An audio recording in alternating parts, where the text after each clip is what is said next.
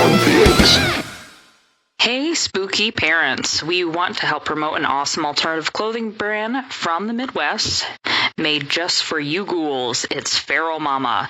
The brand was started by Gretchen, a mother of 4 living in Cleveland, Ohio, who is a trained doula and has a passion for supporting motherhood and other mothers who are struggling with mental illness, postpartum depression, and mothers who are struggling to find a support group for other alternative mothers. Since she started her business, she has found an awesome community that has supported her through thick and thin. We support her on this mission as parents ourselves. Feral Mama has lots of comfy t-shirts with spooky designs for, mostly mamas, but also some unisex options are available for any of you papas or caregivers out there.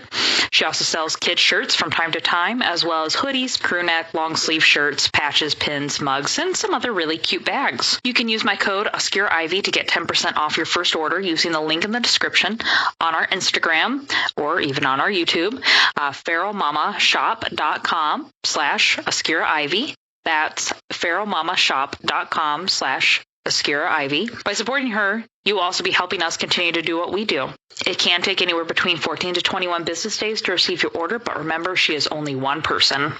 So go support your local Feral Mama today. Remember to support small businesses, women, and of course, badass mamas everywhere. All the Infinity Stones have gathered, and we got more goats than a petting zoo. We're bringing metal and horror straight to your ear holes. It's the Cellar Dwellers and the Ambassadors of Groove. Welcome to Tornado in the Cornfields. That was fucking cool, man. You like that? Yeah. I'm Adam. I'm here. I'm Mark. And I'm Ivy. And this is the first time that all 4 of us have gotten together to do a show. We talked about one being on one show and the other being on the other person's show. And I said I'm not comfortable with that because both shows are so good that it needs to be a new show. It's too powerful to stay. It needs to be its own thing. Yes, it's its own entity. So we are Tornado in the Cornfields. That's right.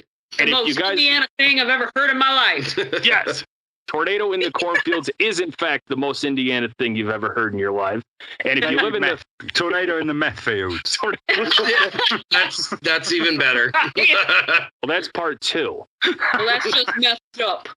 And speaking of part 2, if you really like this episode, go to both channels, YouTube pages, social medias, all that stuff, and tell us how much you enjoyed it, because if we get a great response, I'd love to do this again. We've been doing it for 14 seconds, and I'm already having fun. Absolutely. And hit that subscribe button. It doesn't hurt anybody. That's right. It doesn't hurt you. I love it. God, hit the subscribe button. You're listening to the show. And then go to the lens. Well, yeah, you that lens. And then whoever you're listening to on, go to the other one and hit that subscribe button. That's your next English word, Adam. You've got to start saying, click that bell, your bell ends. Click that bell, your bell ends. Maybe we'll put that on a t-shirt now that the I like cheap that. That's cool. That's I'll buy it. That's a Slap shirt. that on a t-shirt. Giving it the beans on the back. Giving it the beans. Giving it the beans. Yes. So, real quick, just in case anybody out there in internet land is interested, go on Facebook, look up Cheapy Squeegee. That's my buddy Shane. He closed up shop, I want to say about 5 years ago, and he's back in action. So if you have a podcast, a band, family reunion, kids soccer team, whatever you got, and you need to make t-shirts, go to my buddy. I don't get anything for saying this. He's going to give you the best prices around. If you got one of the old Black Tornado shirts, I sold them for a really fair price, and I still made a small profit off of those shirts, and I was almost giving those shirts away. So go tell Shane over at Cheapy Squeegee that Adam from Black Tornado sent you, and we'll eventually be getting some Black Tornado shirts out. Hell yeah. Yeah, really looking forward to that. We've been talking to Glenford about a new design. Glenford! Yes. Yeah, we're definitely adding more. If you listen to the last episode, we've definitely started putting more sound bites in, and it's just got more childish. Funny. What you mean?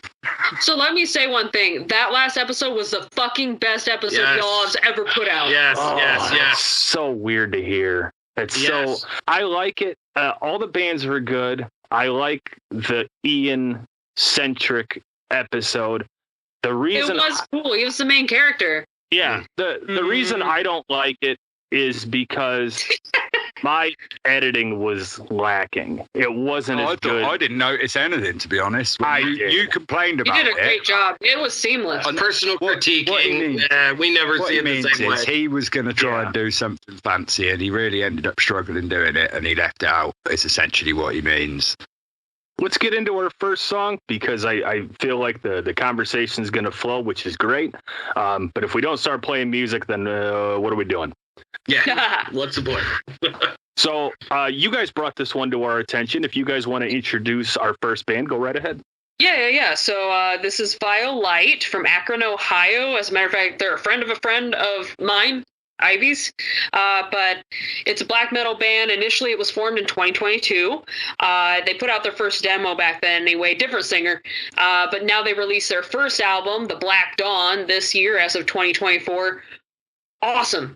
That's all I can say. The friend of a friend, his name's Ian as well, and he does the vocals.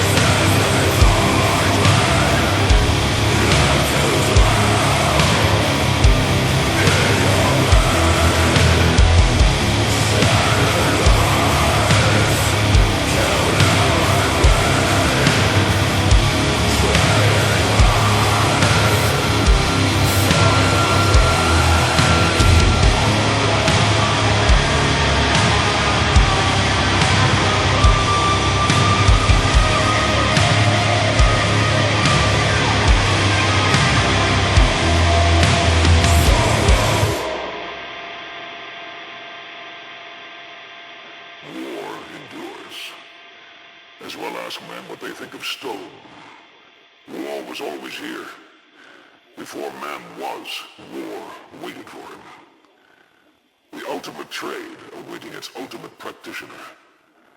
That is the way it was and will be.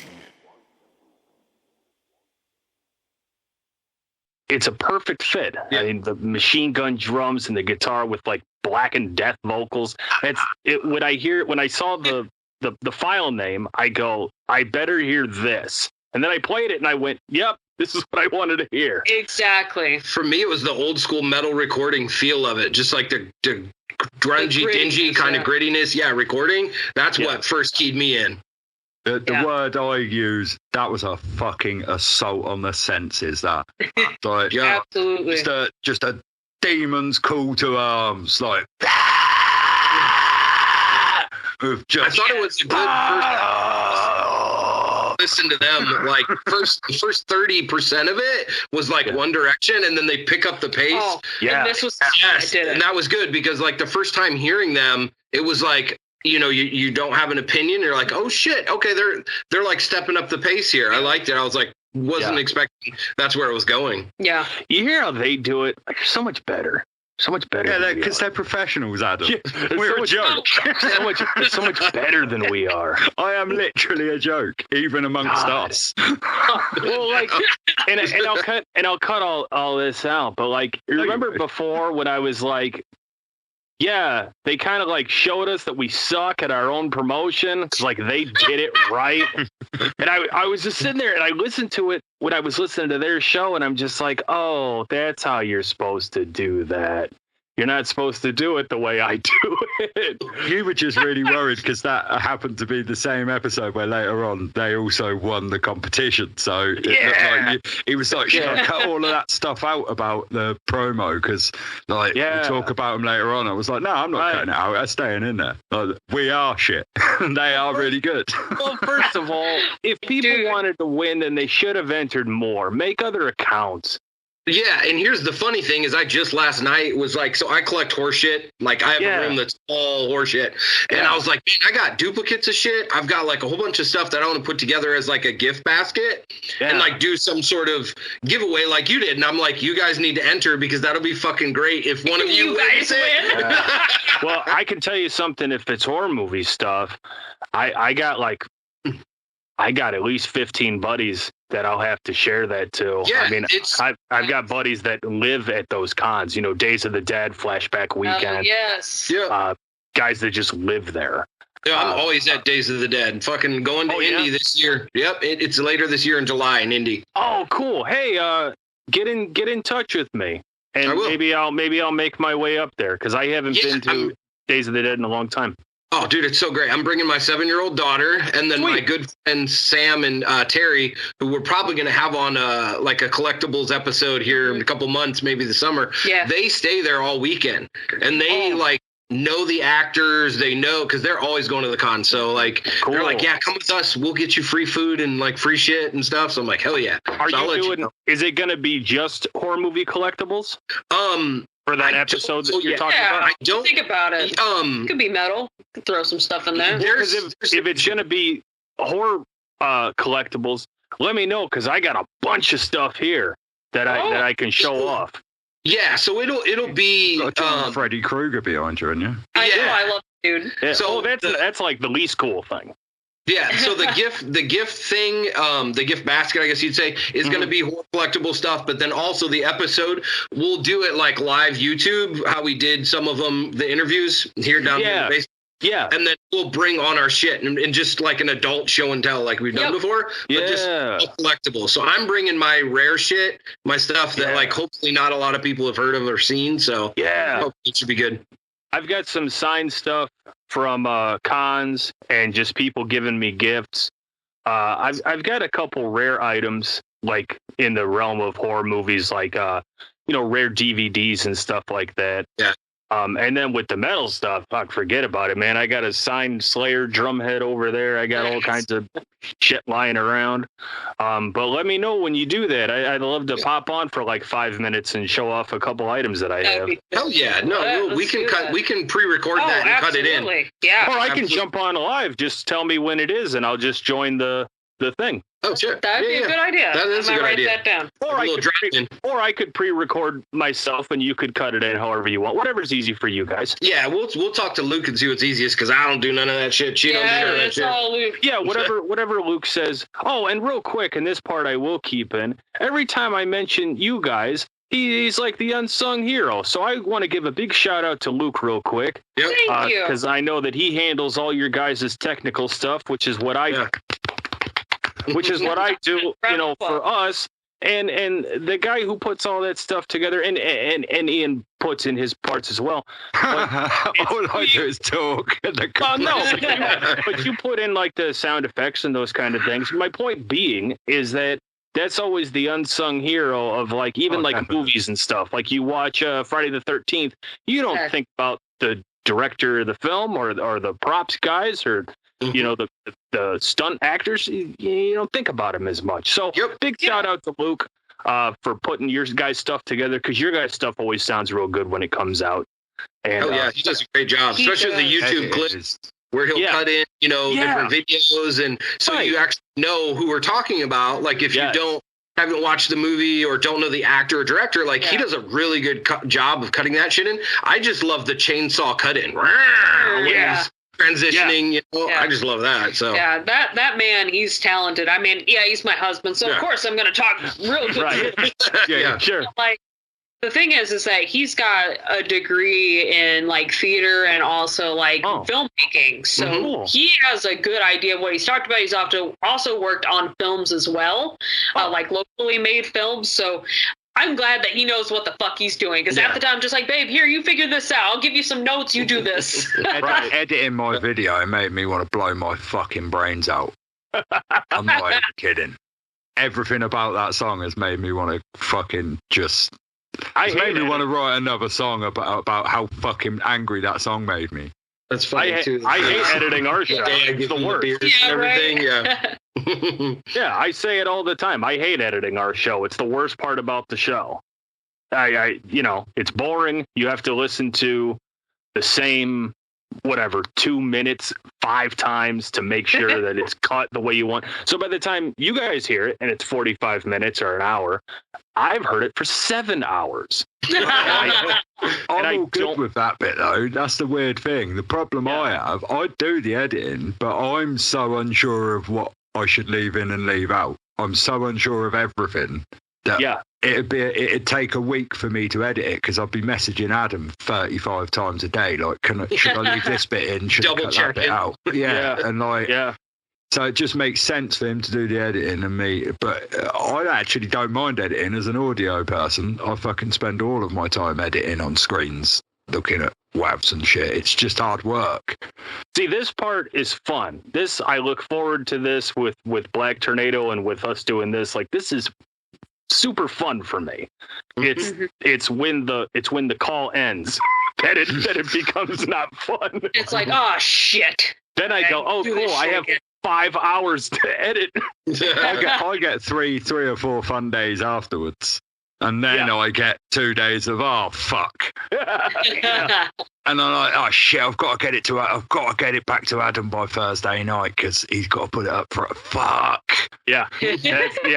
The time crunch at the end is when we're both just like shaking in the corner, like this sucks.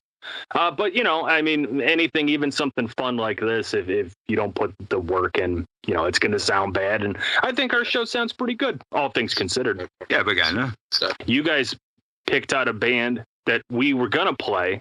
I have a story about that band, but with Vile Light, I'd never heard of them. So had you guys not brought it to our attention, I don't know that. I mean, you know how many bands there are promoting on Facebook and Bandcamp and everything else. If we get to 50 episodes and we've played, 1 million bands, there's still going to be 5 million more that we never get around to because we never heard them, because there's just not enough time in the day to listen to every band. So thanks a lot for bringing them to my attention, because I didn't know who they were. Absolutely. They're talented people. Like I said, they're a friend of a friend. Honestly, this song has a lot of weight to it and means a lot to us.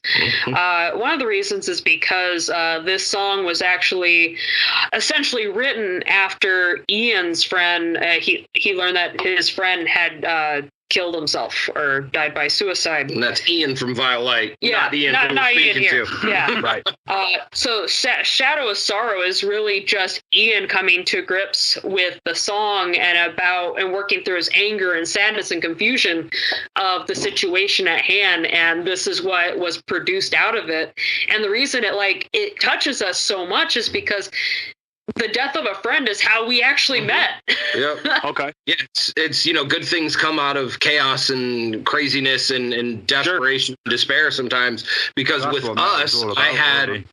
Yeah. I had my very best friend in the world, passed away at a young age. She was 38, and I went to the funeral, and we're in small town Indiana, and he was huge into horror like I am, like just as much, maybe even a little bit more than me, and went to the funeral not expecting jack shit, just being like, oh man, I hope this isn't super churchy, because like Blake wasn't really religious. Like, how's this going to be? And then I was nervous because I was going to have to like speak on his behalf and shit.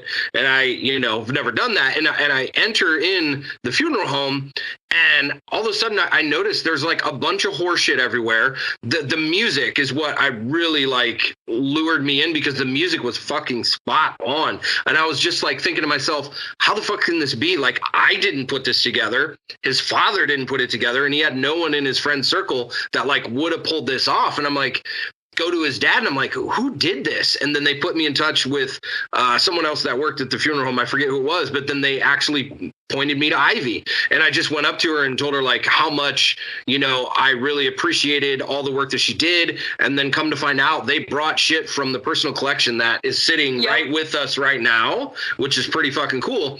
And the best thing I could tell Ivy was, it was so good that I couldn't tell that she did not know Blake. Because she didn't, and from your perspective on why, she kind of took this over, because I found out some shit afterwards, but like, there was no way that I couldn't tell that like I didn't do this, and was just blown away, because small town, like I didn't think anybody would fucking get it. So I guess you can talk about a little bit of why it interests you. So here's the thing. Whenever I'm a funeral director, first off, I've been a funeral director for 6 years in Indiana. So in the little town of Elkhart, we get, your typical death demographic is usually going to be like a really old person, or if it is a younger person, typically they're not into this sort of niche thing. Yeah. Younger people usually have more of like the really sad kind of 90s, like you maybe have like a Linkin Park song or something like that playing, or Beatles or whatever. Yeah, or Green Day. Yeah. And this one was just so kill myself. Sorry. This was cheap. Yeah, very good. Whenever we get someone in our care, sometimes, we of course we examine the person first. And when I examined Blake, the first thing that stood out was his tattoos. Mm-hmm. He had Evil the Dead most on the arms. Yeah. Evil Dead tattoo sleeve. He also had House of a Thousand Corpses on his leg. The flames. Nice. Dude, I was just going nuts. I'm like, oh my God, this guy's a horror guy. Yeah. And like, the funeral director that was in charge of it comes up to me and is like, okay, you're my go-to person for music and for decorations. Yeah. And you're also a horror nerd. Can you do this for his dad? Because his dad said this was him. We want to do this. What do you have? I said, let me just bring my whole house in. Yeah. And real quick, speaking of, I meant to ask you guys this before. So where you record, behind you is a wall of DVDs. Yeah. Are those all horror DVDs, or is it a mix of everything? It's a mix of everything. So this is actually my husband and our collection combined together. We actually have it kind of categorized. So like on the roughly. On the far side, it's like kids and animated movies and shit like that. In the middle, it's all like a mishmash of like DVDs collection. There's an odd porn thrown in there every on the now very and then. top shelf, there's an awesome porn stash up there, and it's got weird shit. Nice. Weird shit. I think and it's cool. Also, Yeah, and then on the far wall, like the one closest to the Maniac poster, that one at least has like 3 shelves dedicated to horror VHS tapes, and then the rest are like sci-fi and fantasy and weird shit. Okay, so it's a little mix of everything. Yeah. That's not counting the disc stuff. Oh, yeah, and we got the laser discs. And they have some good laser discs cool. too. Man, my stepdad, when I was about 8 years old, that's the first time I saw, because he had, anytime there was new technology, he'd run out and get it. Laserdisc always blew my mind. And so he passed away when I was young, so we just, sold it off or gave it to a family member and didn't really think about it, because at that time DVDs were becoming popular and, and that sort of thing. But now that I'm older, I'll go to like Disc Replay or sometimes like used, music shop or something, and they'll have these old laser discs, like GoldenEye or one of the early Halloweens or something. And it just blows my mind, because now as an adult and having all kinds of media stuff, cassette tapes, CDs, records, and I'm going, wow, that's the one ball that I really dropped, was not hanging on to the Laserdisc stuff, because I'd kill to get a player for a reasonable price. And that's the problem, is a reasonable price. Yeah, good luck. And the thing is with Luke's Laserdisc player is that he actually got it, I think, for free, because literally there was a college, or the college that he used to go to was throwing theirs away. And he's like, oh, I'll take that. That's mine. Cool. No, I mean, that's, and because something like that would probably end up in like a landfill or something. If it came from the school, they probably would have just tossed it. And so if somebody can use that media, can appreciate that media, I just think it's so cool. Just like Ian was saying earlier about how everything is digital now, Best Buy and all these other big chain stores, they've all stopped selling physical media. So when you go and you buy, I'll use Deadpool as a really good example. If you go on Amazon or the Xbox store or something and you buy Deadpool, you're just getting the movie. But if you have the Blu-ray, it has the commentary on it. Mm-hmm. And if you've seen Deadpool and you've never heard the commentary, they did commentary on both films, 1 and 2. Really go back, pop that disc in and listen to the commentary. It makes the purchase of the movie worth it, because It's Always Sunny in Philadelphia, they would add all of the blooper reels and the additional scenes. You don't get that if you're just buying. If you go on Amazon and you buy the episodes, you're just getting the episode. And I think what's going to happen is the same thing with vinyl. Vinyl died out, which was awesome, because I used to be able to get records for pennies. And then there was a resurgence, and now everything's overpriced. Give it 10 years. You're going to see Blu-ray and DVD and maybe even VHS.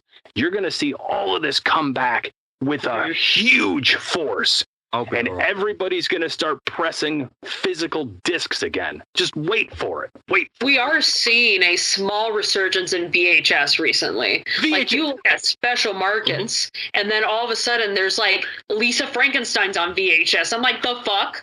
Where'd you get that? And it's like, they pressed it themselves. Mm-hmm. And Tim Woloch has done that with his movies. We talked about him last time, the director we interviewed. With his recent one, he literally just pressed his on like old VHS tapes and recorded over the top of it so he could sell VHS tapes. Let's talk about him for 2 seconds. So absolutely. That's the guy who wrote and directed the film Beware Clowns. Mm-hmm. Yes. I found that the local Disc Replay out by me had a stack of them. I didn't know what the movie was. Holy shit. Really? Yeah, that's cool. I guess you'll have to confirm with him. Maybe he did a commission sale with them or figured something out where for a short amount of time you could walk into a Disc Replay.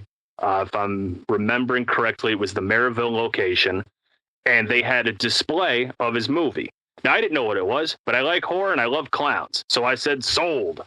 And I went home and watched it. Loved it, messaged him. I don't know how long the movie's been out. This was shortly after, it was released. And nice. I wrote him a message, and I told him how much I loved it, because one, I love the premise of the film, and I love the fact that somebody was there was an underground film director making a movie. I just want to watch it for that reason alone. I don't know anything about the new film is called Princess Spooky. Princess Spooky, an industrial fantasy. Yeah. I don't know anything about it, and that's on purpose. I don't want to know anything about it. I'm just going to... You're going to get much from the name either, to be fair. Probably not. But I don't want to know anything about it. I just want to buy my copy, sit down, and watch it. It was like when Alien versus Predator came out. I avoided... Now, you did know what you were getting with the title of that. Well, right, but that's kind of my point with that one is I avoided all trailers and any reviews for the movie because I knew right away, I'm getting the aliens versus the predators. That's all I need to know. I don't want to see anything. So I did my best to, stay off the internet, and I just went into the theater and watched the movie. So with another... And you waited till the end for the alien versus predator bit to actually happen. Well, to be fair, it wasn't the greatest thing I've ever seen, but to be fair though, that film, when it comes on, I still go, I'll watch it. How many times in theater did you watch Freddy versus Jason? Oh man, you definitely got me beat. I didn't get to see it in theaters. Really? I haven't been to the cinema once, so I was about 10. Because so for me, when I saw that Kelly Rowland, one of the Destiny Child members, in it, fuck this shit, I'm done. Oh man, I was so into it. I saw that in theaters 10 times. Holy shit! Wow. With 10 different people. No, I take that back. 8. Me and my buddy. 10 people to go to the cinema. It was not even to watch that. You managed to convince 10 separate people to spend time. Because it was Freddy versus Jason. We'd been looking forward to this for every year. They teased it since Jason Goes to Hell. Right? Yes. So was it phenomenal? No. It was good and it was fun. And it had the broad from Destiny's Child, and it was fun. And she got her nose ripped off, and we all laughed that it was a good time. Yeah, exactly. I was going to say. The soundtrack was decent, too. I remember Killswitch Engage had a title song off there and stuff. Yeah. There was a couple of bands on there. There was a decent soundtrack, if I remember right. No, that was Killswitch whore for a very long time. Howard Jones was the man. Yeah. I'm so glad you said that because I used to upset I still do upset a lot of my friends because I was a huge fan of Jesse when he was originally in the band. Before he screwed his voice. Yeah. I fucking loved that band. And then when Howard joined, all of my mates were like, nah, I still like Jesse, but I just don't like him with Howard. And I was like, that's cool. I love him with Howard. They're a different band, but I love him with... And then when Jesse went back, I was like, nah, there's a reason why he left. He should go away again. Because they don't write good music anymore. And he can't sing good music. With Howard. Yeah. Yep. Yeah. I'm glad you said that because all of my friends think I'm a knob for saying that. And I'm like, look, I loved Jesse, and the key letter in that is the D on the end of loved. I'm a knob, I guess, with you then.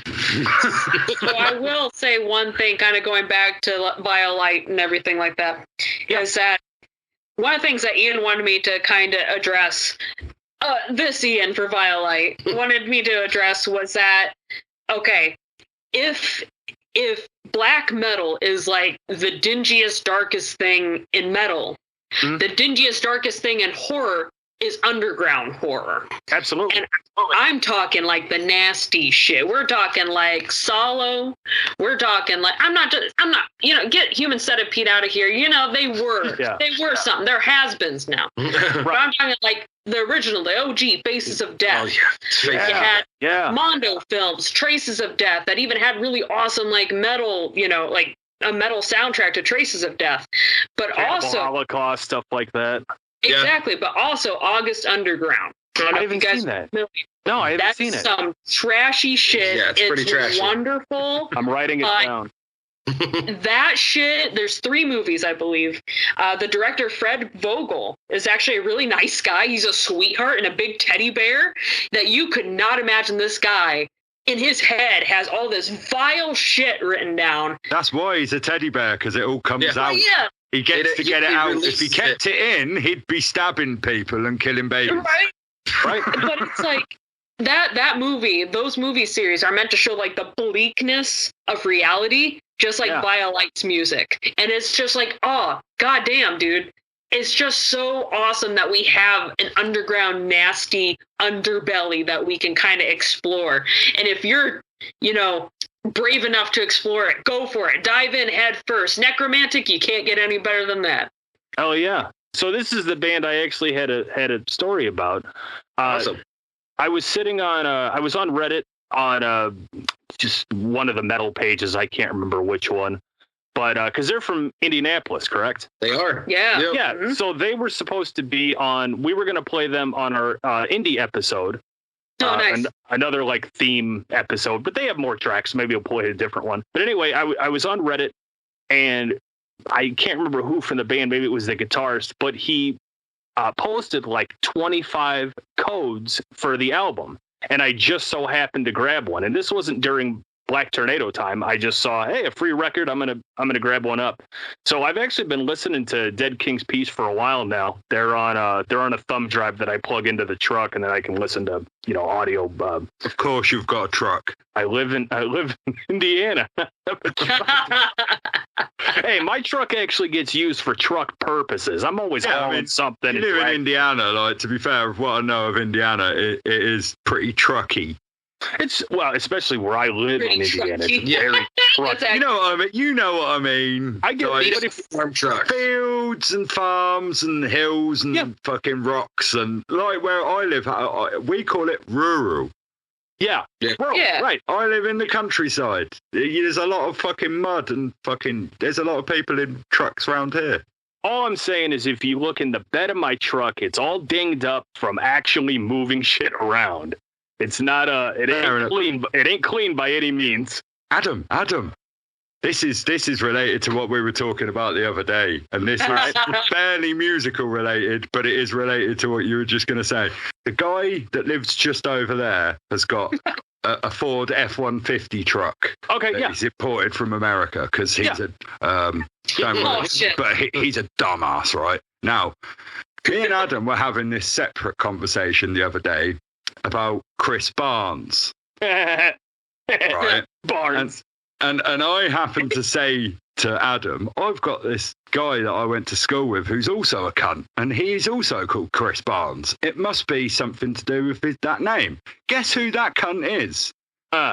It's the one that lives over there with the Ford F-150. Who's parked in a village in Archester with a massive pickup truck that's dead clean. It's never seen any mud. Yeah. And like, why have you imported that from America? Because you just want to be American. He's got an American flag tattooed on his arm. No kidding? Yeah. What? That's the dumbest thing I've ever heard. And he's got another one, and he's got a Route 66 badge tattooed. He's got Route 66. Has he ever been to Route 66? Probably. He's a bellend, mate. His name? Of course not. Chris Barnes. Chris Barnes. All cunts are called Chris Barnes. Guess so. I'm only familiar with two, and both of them sound dumb as hell to me. Yes, the freak. So I saw him with 6 feet under, and like the squeal he does is just fucking ear piercing. It's like beyond anything my ears could handle live. I was shocked it was that predominant live.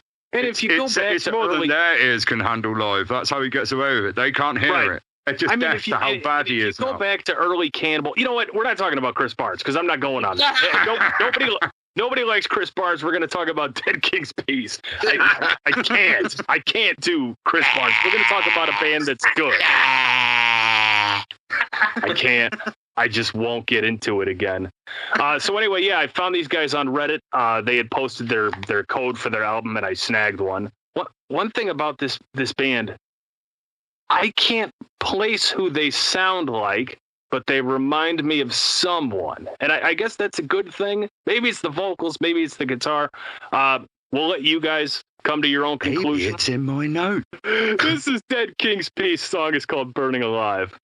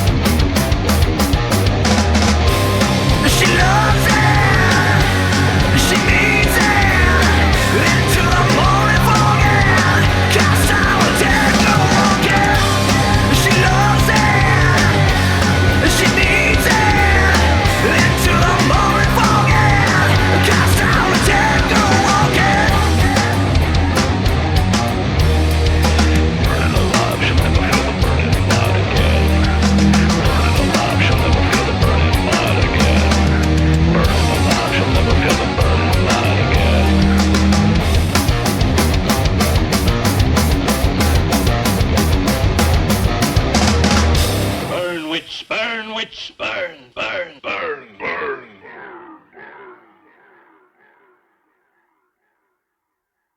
All right, so that was Dead King's piece with Burning Alive. They're a great band out of Indianapolis. They're a 4-piece. Something I thought that was kind of interesting around them is they formed in 2018, but they have 6 albums. So they have definitely been around kind of doing their thing for a little while.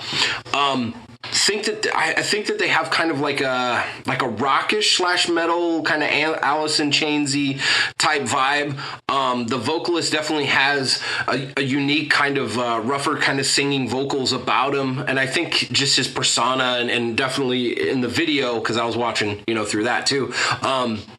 He has good stage presence. I think he kind of commands attention. I think he just has kind of a great way about them. So really good band, not your traditional, just straight up heavy metal and like blasting through shit. More of kind of an artistic, taking it back to, the rock days and bringing in a little bit of new school stuff. So a good rounded out band for sure. So I definitely digging that for sure. So that last show that you guys were promoting, the one you were at with the merchandise, I noticed that. Yeah. I noticed that on the flyer that it said, no booze, no drugs, anything like that. So I'm not overly familiar with that, mostly because a lot of the venues I go to do have alcohol. So from where you guys are, so you're saying that the straight edge scene is kind of big in the metal community. It's very much picking up, at least in this part of Indiana. We have Krishna Den, which is kind of the new hub that I've seen it like just really explode in South Bend area, which is where, so the show that we went to was actually at the Well basement, which is also straight edge, but it's also attached to a coffee house. Yeah, so it kind of has to be. Yeah. Right. But they, they were hosting the show on behalf of Krishna Den. So that's one. And Lang Lab does have a place where you can have alcohol, but for the most part, that's all tucked away in the bar section. But for the most part, it's all family friendly. Like I could even bring my son over there and they would have no problems. Yeah. And I think that's cool because it kind of morphs into this whole, you hear a lot now, especially from, an older generation. You hear a lot now, kids aren't creating music. They're not playing music. Well, when I was in high school, the local VFW and establishments like that would have metal bands pretty much every Friday night. That and churches, weirdly enough. That and churches, weirdly enough. Yep. I never had churches, but it was always the VFW and what's the other? There's American Legion. The Legion. That's it. Thank you. The American Legion. I've played plenty of those too. Yeah. That was another one. I probably saw your band there. That was another one where on a Friday night you could drop your kids off, hand them $5. Sorry, drop your kids off is a British euphemism for having a shit. Oh, that's what I thought. Dropping your kids off at the pool. Yeah, that one we have here, dropping your kids off at the pool. Yeah, when you said dropping the kid, I just couldn't hold it. Shit. But those Legion shows were some of the greatest because it's like, for me, I'm a drummer, so everything is just flat. It's like you're just walking and there's one room, there's just standing room, and it's like everyone is just up front enjoying the music, like as close as they can be. And for me, just as a drummer, like I really got to sit back and see all of that. And there's a couple shows where I was like, fuck that, I'm in front. So we put me in front and the band was behind me. So people were like interacting and hitting my cymbals and shit. I just think some of the best places. I just think things like that are really good because let's just say, for example, like I'll use myself. I was maybe first year at high school. So we would see a lot of the senior. So a lot of kids, younger kids are watching these bands that are only a few years older than them. And I like to think, I'll use myself. I was maybe first year at high school. So we would see a lot of the senior bands play. A lot of kids, younger kids, are watching these bands that are only a few years older than them. And I like to think that a lot of those kids went home and for their Christmas or birthday gifts, they asked for guitars and basses and microphones and drum kits. I think that because, at least out by me, those shows are all but dead. I mean, we're talking, those shows haven't been around 15 plus years. And I think it really hurts because these kids that their parents aren't taking them to see Metallica and Slayer, they don't get that spark that comes when you're young and you get to go to a live performance, even if it's just guys 3 years older than you. These kids need this spark so that they go out to their local music store and they pursue lessons or they pursue YouTube videos. And even if they're making a racket with their instrument, they're playing their instrument. I mean, I'm a terrible musician. I play every day, and I'm terrible. And it doesn't bother me that I'm terrible because I'm having fun. Yeah, I mean, at one point, Adam, I don't know whether you know this about me. It's quite a few years ago, but what you were saying about churches and music groups and all of that sort of stuff.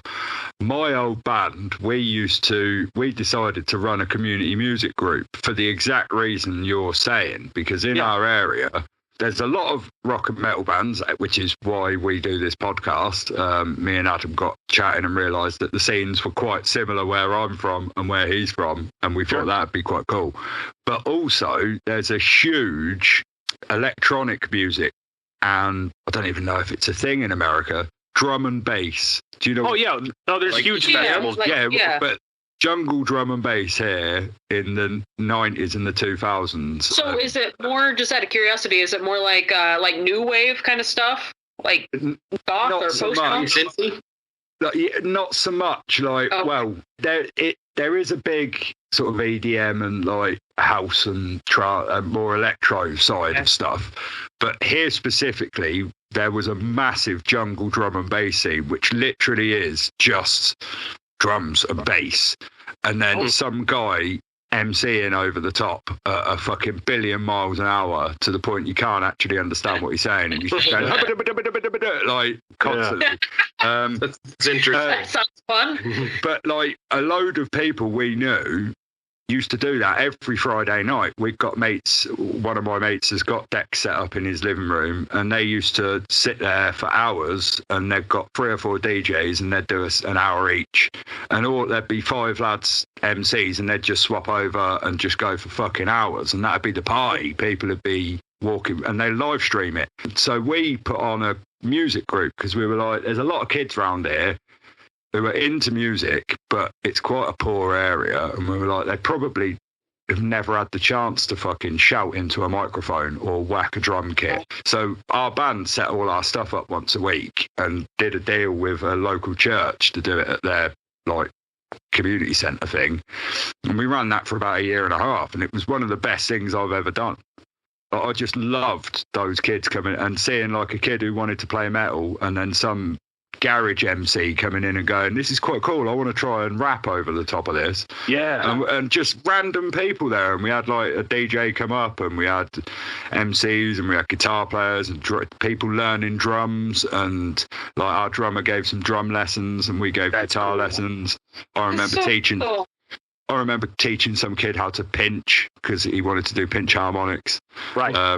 And I remember the way I taught him was you got to put your finger on it, pick and wiggle. So just remember wiggle. And he was like, I've never forgotten that. Wiggle. Yeah.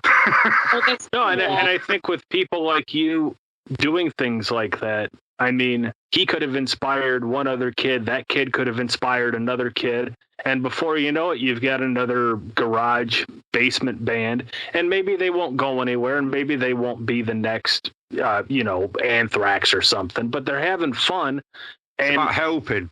It's not about going anywhere. It's just about helping others.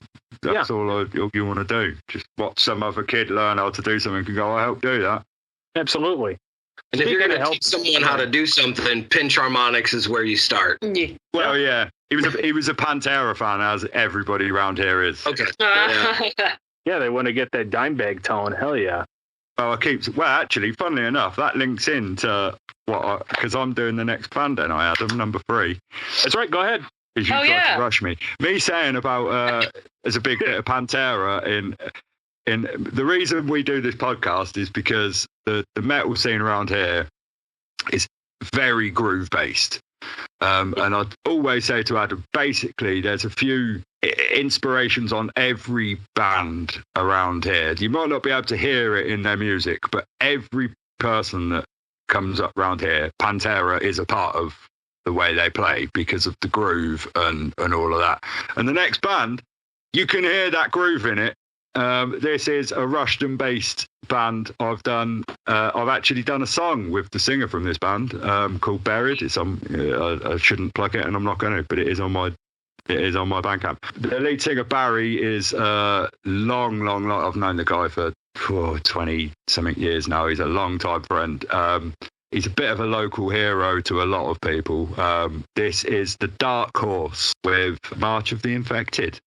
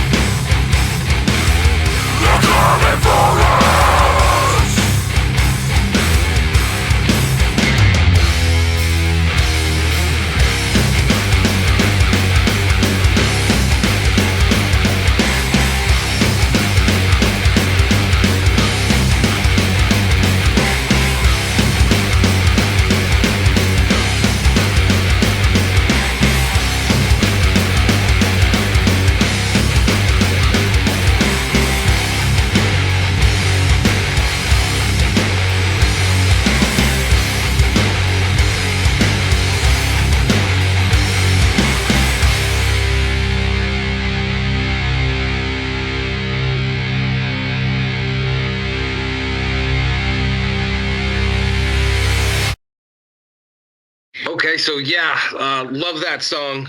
Definitely love the overall tone. For me, listening to the lyrics, because I'm critical with vocals to where I need to be able to hear roughness, but actually clarity of the words, because that's where you get the most talented vocalists. Mm-hmm. And I love that I can actually hear everything. Like the line, feast upon my guts and flesh. Like I picked that out as I just loved that line. And I could clearly hear that once through. So I was totally excited about that. They're coming to get us, right? Yeah. I love that. That was so cool. Yeah, they're coming for us, that bit, yeah. And I love how the guitars actually have to me like personality. Like I thought the guitars had style. Like it wasn't just run of the mill type stuff. Good recording, good distortion. I thought that was pretty sweet. God, that beginning just gripped me. Yes. I love the spooky noises, the zombie sounds, and also just like that creepy lullaby that it went into. Plays in the background. That was fun. It's like The Walking Dead on a PCP trip. That's what the intro to that is. Like. Exactly. Well, Ian will tell you, he had brought this to my attention, I don't know, maybe 1 or 2 episodes back when we had just kind of discussed doing this. And I said, it's a great song. We have to save it. We have to wait until we do the Tornado in the Cornfields episode. I said, because they're really going to dig it. So we put this one especially aside just for you guys. Well, thank you.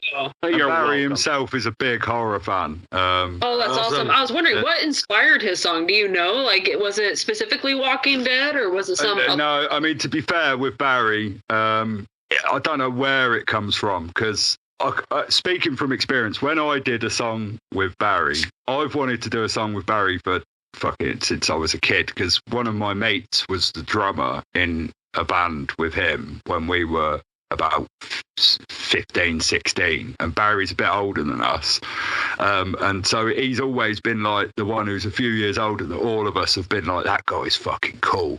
I written this song and I messaged him and I was like, oh Barry, I'd love you to work like, and he was like, yeah, I'd love to. And so we arranged to do it, and I didn't know how he wanted to go about recording it. So I just said to him, look, come round my house and we'll do whatever. And he turned up with a big book about that thick of already written lines and just thoughts.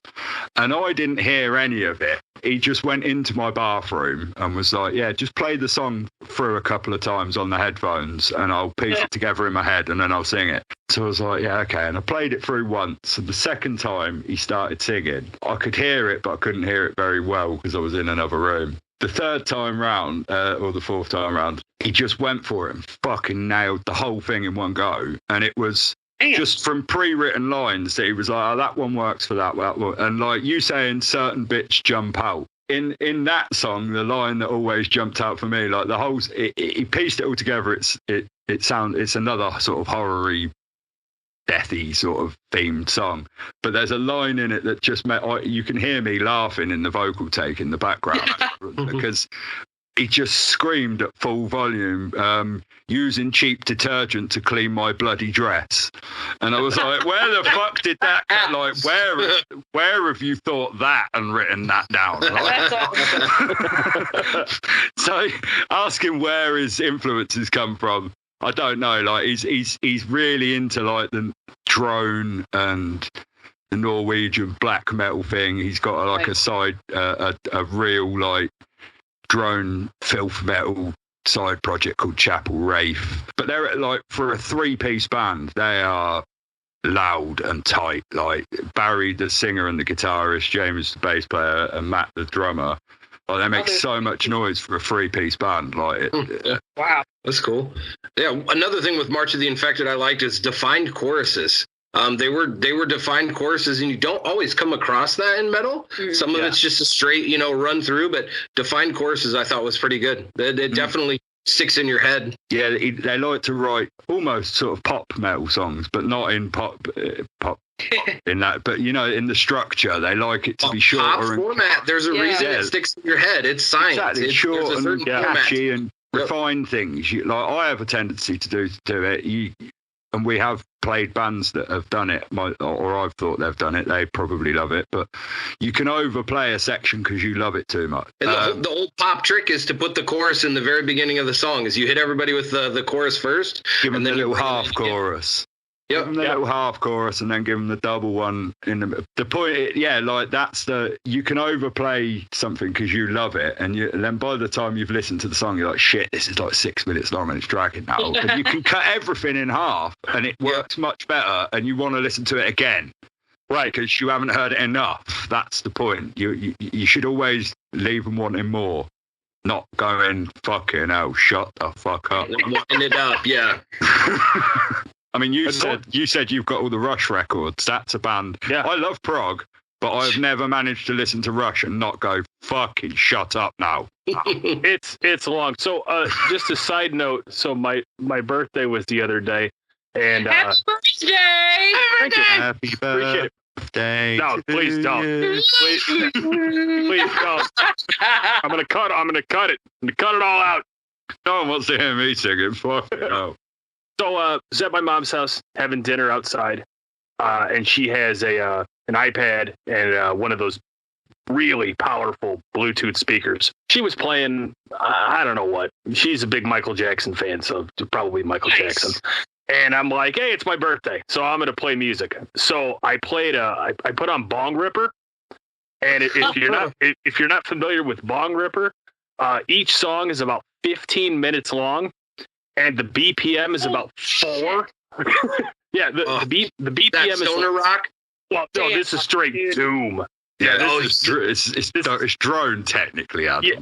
Well, I love that. I have a story kind of about doomy. So my band opened up for Bongzilla. Yes. So I didn't know what stoner metal was, and so they're like, yeah, because I was the drummer. I packed up my shit, and I didn't leave, but I'd run the merch table because I was the only person that didn't drink, so I could actually accurately count money. So we didn't stiff. And they're like, the only one they trust with the money. Yeah. Or if the cops got called, they sent me out there because I'm squeaky clean. So yeah, I'll talk to them. Exactly. So they're like, hey, you need to listen to Bongzilla. And again, didn't know what stoner metal was. So I'm listening to them, and I go to my guitarist. I'm like, when are they going to pick up the pace? Never. When do they pick up the tempo? And he's like, they don't. And I'm like, they don't. What? So I made the biggest mistake at a metal show once. When I was a young buck, not that I still am, but not really. After having a kid, it ages you. It ages you. But, but when I was I just got old fast. I went to a metal show and my buddies were in it, and I didn't realize they were stoner metal. So I'm out there trying to tear up the pit, trying to get people routed up, just come on, let's go. And then my buddy goes, we're stoner metal, right? And I'm like, no. No wonder why. Everybody was just chilling back there while I'm just being an idiot out here. Well, you can't. A bunch of people going, yeah, I might join in a bit, man. You can't start a pit and roll a joint at the same time. It's just too hard to do. Watch me. If anything, you pop a couple edibles and then go in there. Yeah. Did you end up going to Sweetwater then for your birthday? Dude, hold on. So let me do this real fast. Let me just stop real quick. Vinny, if you're listening to this, and I'm your brother, and you should be listening to your brother's podcast. Thank you. Thank you. Your big brother or your little brother? It's my little brother. Listen to your big brother, you prick. Let me stop. Let me just say real quick to our audience, whoever's going to hear this, thank you for making me use a PTO day, take a day off work to sit around while you slept all day, and I didn't go to Sweetwater and wasted a PTO day. Wow. Thank you very much. I love you. You're my... Shut up. I love you, but I'm going to sock you when I see you. I'm going to hit you real good. Punch you square in the dick. You said that like you were from Boston. I'm going to sock you. I'm going to sack you. No, we had this whole thing, and no, I didn't get to go to Sweetwater because my brother didn't wake up. Don't say that because he went to Sweetwater about 2 weeks ago. Yeah, but I wanted to go again. I like Sweetwater. It's fun. Mark, you been there? I have not. So I moved away. The past 16 years have been split between Tampa, Florida, and Austin, Texas. So Sweetwater. Yeah, Sweetwater wasn't really a big thing. It was Woodwind and Brasswind here in South Bend.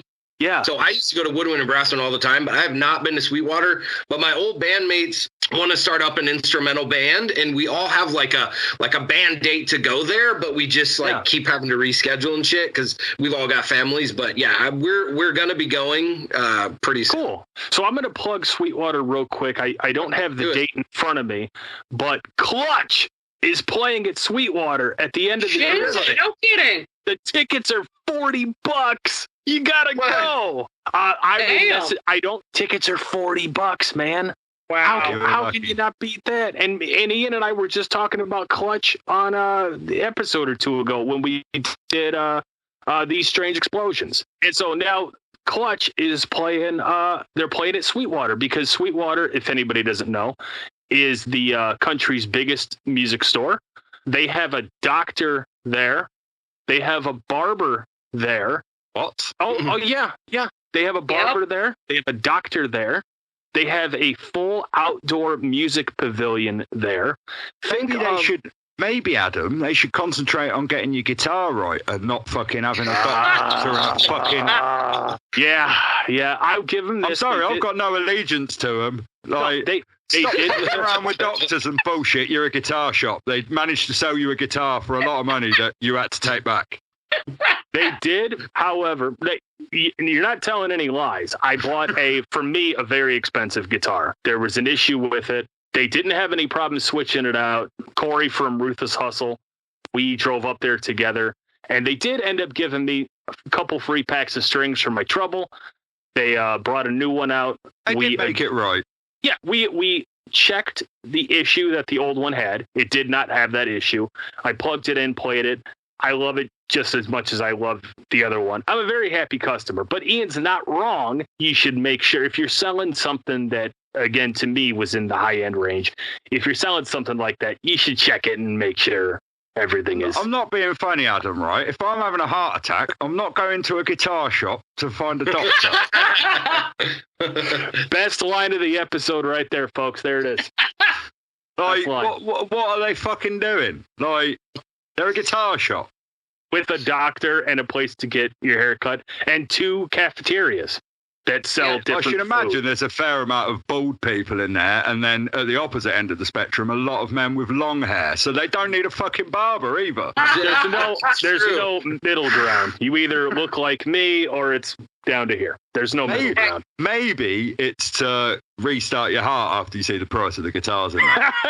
Never mind. That's the line of the episode. Ian's knocking him out of the park. On stock. No, it really is a cool place. Matt Reish from Mobile Death Camp and Hail Shot, he works in the guitar gallery, and I can almost guarantee you if he was the one who inspected my guitar, that wouldn't have passed. He would have dropped it and said, "Get this man a new one." If he inspects them like he plays them, that wouldn't have got out the door. Dude, hell no. That's a genius. That guy can rip a guitar. That's a genius. And he's so humble. Go ahead. No, I'm sorry. Speaking of Mobile Death Camp, that was like the first metal show that played here in Goshen. Like, because Goshen has a record store called Ignition Garage. Mm-hmm. Fun fact, they also sell laser discs and VHS tapes. But they were like the first metal band that ever played there. How cool. Now, the rough estimate of how long ago that was? Oh, God, that was my first metal show here in Goshen. So that was a while probably ago. Would have been 2015, 2016. Okay, the reason I ask is because Matt has been with Mobile Death Camp, I think only for the last 2 to 3 years. Okay. Yeah, because at that time he was Hail Shot. Okay, that's so cool. See, that's another one that we both know is Mobile Death Camp. And funny enough, Hail Shot was around when I was in high school. I had a high school friend, I can't remember, not really friend, acquaintance, that played in the band a long time ago. In Hail Shot? Yeah. Was it Jaron? I don't remember his name, honestly. Okay. That's bad. But he had really long, that doesn't help. He had really long hair. Kind of had long hair. Yeah, he had kind of a long hair. He kind of had this is bad to say, like an Asian looking face, but I don't think he was. Was he a big I thought he was more Latino. Yeah, he's real tall as shit. I'm willing.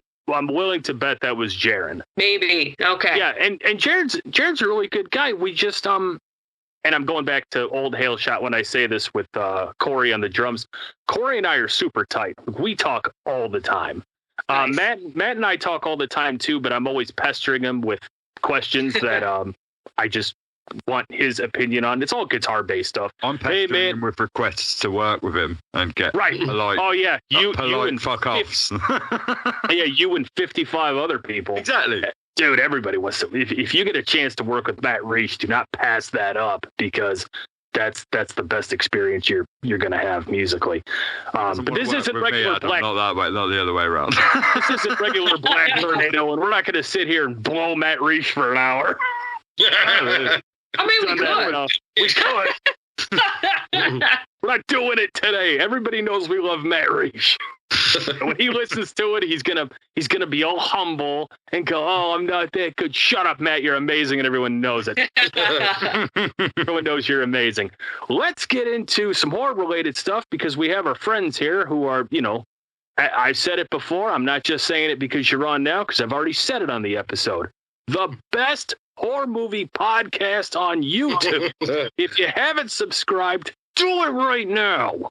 Do it now. Do it now. They are the best. They cover everything with perfect expertise. They know exactly what they're talking about. They bring up stuff that I don't know. And I'm going to say something. I didn't listen to all of the last episode because the movie you were discussing, did you do spoilers? Because I want to... Okay, so I stopped for that reason. And when I see it, then I'll watch the rest. You guys, you did the break, and you were like, we're going to go see the movie. And then you went to the break, and then that's when I cut it. Because I said, oh, they're gonna discuss the movie. This was the first Omen, wasn't it? That's right. And I want to see it, so I haven't listened to the rest. Totally fine. But do a favor. Just right before you start, if you're going to get into that tear, and maybe you did, I didn't listen. But you got to go, spoilers incoming. Oh, so then we typically do. Or like Luke will put a big thing that says spoilers. Yeah. See, normally when I listen, I don't see it. Put fuck you, Adam warning. Yeah, do that. Yeah. Don't put spoilers. Just put fuck you, Adam on the screen. Okay, I better stop watching. That would touch my heart in such a way. No, see, normally when I listen to you guys, I don't see it, because I listen to you guys on the way to work or while I'm at work. So my phone's in my pocket. And I got my earbud in, and so I don't see. So one time I was at home. Well, I actually watched, because I was in the live for most of the interview. Oh my God, why do I keep forgetting his name? It's Wolak. What is it? Tim Wolak. Yep. Yeah, yep. I can't forget the first name, but I was in the live watching that. Like I was in there watching that while it happened. For the most part, I don't really watch. And one time I was at home, I had you guys up on the laptop. Oh, I was redoing the pedal board, and that's when I noticed Luke's transitions with the images and different things like that. I hadn't noticed it prior because I'd always just been listening. I wasn't actively watching. But I do have a note here that I wanted to bring up, because you guys are into, like B-rate and stuff people don't know about. So there was a 2008 movie by Edward Anderson called Shuttle.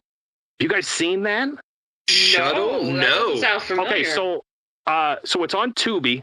Please, for the love of God, go watch it. Just at some time in a week, in a month, I don't know. Watch the movie. It's on Tubi. It's called Shuttle. The whole movie. This is not a spoiler. This is just the premise of the film. The movie takes place on an airport shuttle. It takes you from the airport to your car park or wherever. Yeah.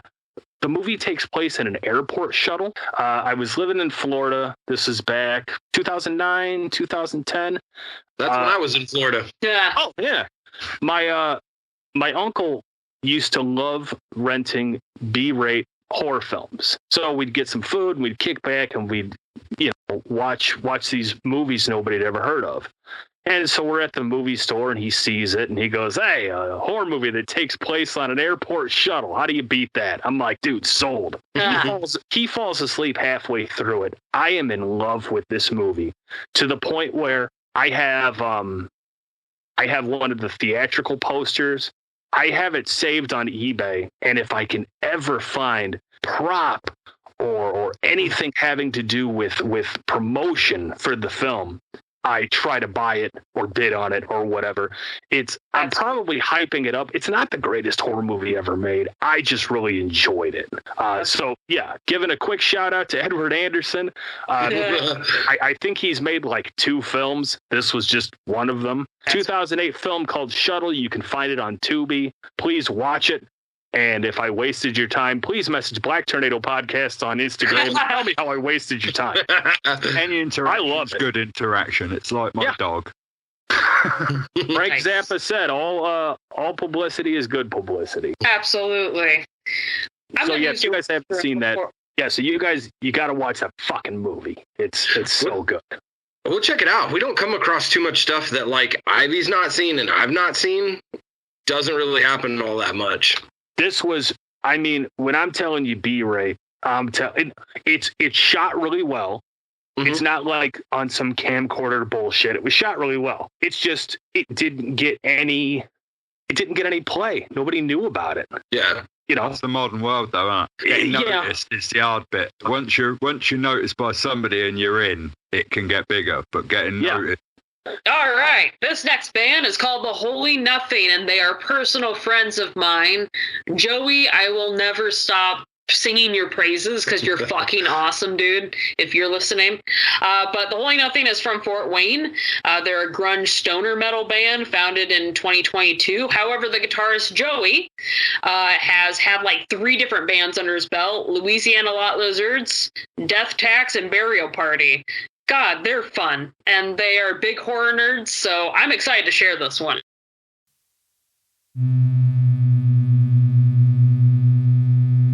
The following footage displays the limits of a patient's psychophysical resistance to the variable stimulus before entering a trance-like state of bliss.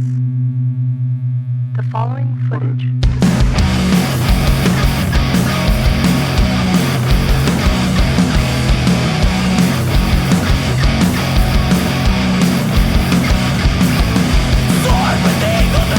with a snake, I play like a god, nothing to loot. I wrote this book half a dozen ways with death at the bottom of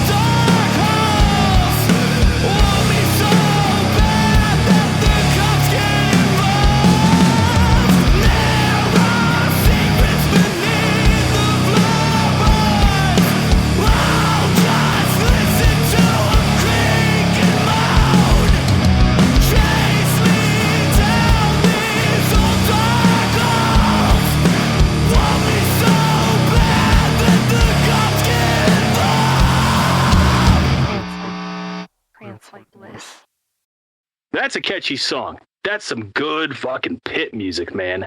You can really feel the intensity in the lyrics. Great energy. And I love the part of the song where the bass goes low. I really love that tone. Whoever the bassist is for that band, whatever tone you got going on, brother, that's killer shit.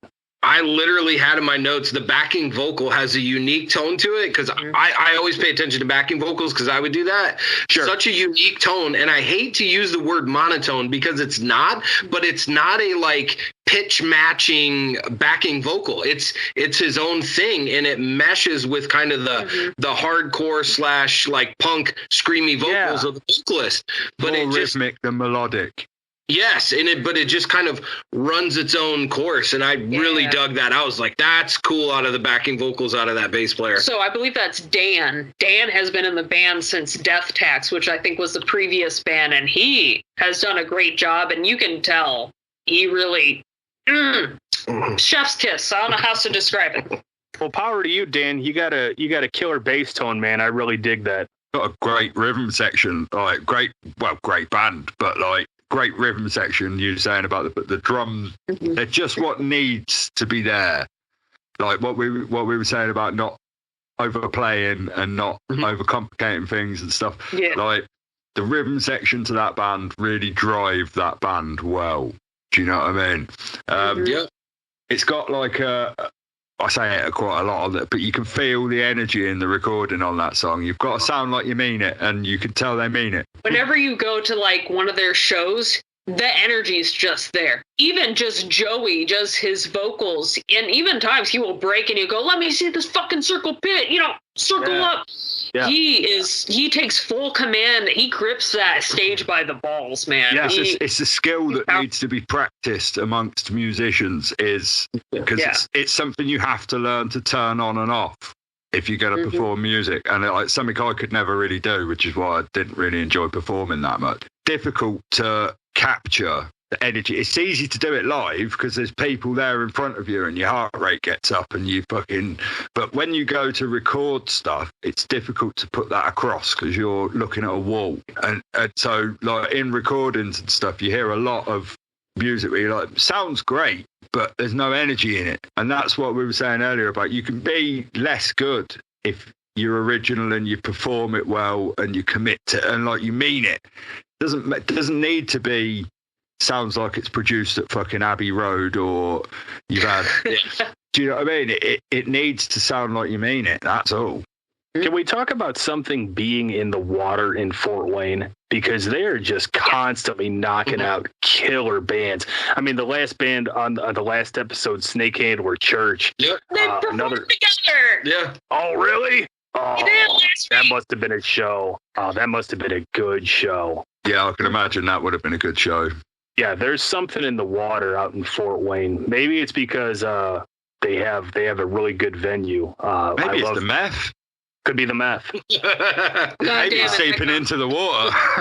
I wonder if it has to do with a really good venue out there. I'm sure you guys are familiar with it, called Pierre's. Pierre's and the Brass Rail are big ones. And the Brass Rail, yeah. I've been to Pierre's, God, more times than I can count. Probably the two groups I've seen there the most. I've seen Mushroom Head there like 5-6 times, and another group. They're not metal. You gotta just trust me and go. I've seen the Insane Clown Posse like 15 times. That's awesome, dude. I'm a Juggalo. Oh yeah. And I'm gonna tell you, up, down, left, and right. Go to an ICP show just once. There's nothing more, and you have to see them when it's cold. You have to see them in like January or February, because when Don't you make go them angrier, Adam. Fuck. When you go out to your car and you're soaked in Faygo and it's like 30 degrees outside, there's just something so fun about being huddled up with your friends, like, oh, we're all freezing to death. While the two blokes on stage are singing about murdering people and looking like they're actually going to do it because they're freezing cold, fucking want to go home. Oh, it's. Oh, but they're also Christians. Don't forget about that. Well, I don't know where to go. I've met some. You're not wrong. Some pretty unchristian Christian people. I'm not going to lie. I just I've seen him so many times, and I've seen metal bands that don't put 2% of the intensity of an Insane Clown Posse concert. It's kind of similar to Gwar in that. I was just going to say that. Or Alice Cooper, where you have this wonderful theatrical vibe. I mean, I've dragged friends that absolutely hate Insane Clown Posse. I've dragged them to shows. And when the show ends, they go, look, I'm not going to go out and buy the record.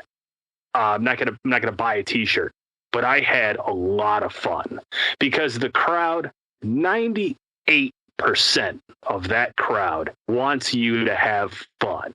You, the person that isn't a juggalo, that's never been to a show, they want you to have fun because it's a group vibe kind of element. It sounds to me like a very metal crowd because that's a metal thing. Well, if you go to the